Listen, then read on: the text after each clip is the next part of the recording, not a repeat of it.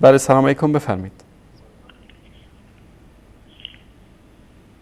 سلام علیکم. علیکم السلام و رحمت الله و برکاته.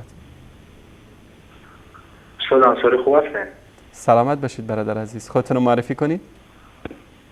من عبدالله هستم از تاجیکستان استاد. عبدالله جان برادر عزیز بفرمایید. بله استاد، یک 4 مصرع در راست صحابه پیامبر اگر اجازه داشته بکنید. بفرمایید با اختصار. اعوذ بالله من الشیطان الرجیم، بسم الله الرحمن الرحیم.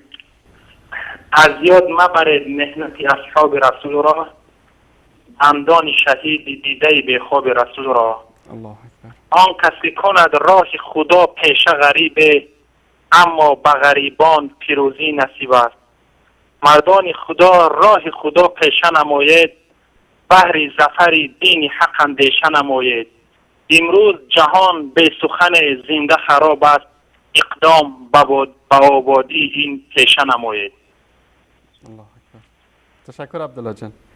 تشکر برادر. استاد اگر باشه 4 مصرع در وقت شما تیار کرده هستید. بفرمایید. الها سربلند و زنده باشی، چو گل خندان چو ماهتابنده باشی. به بخت و والدین و جمله یاران، به نام خاص خود محمد انصاری جان زنده باشی. سلامت باشید. تشکر از شما برادر عزیز. تشکر از شما. الله متعال. زنده باشید. سلامت باشید. تشکر از شما.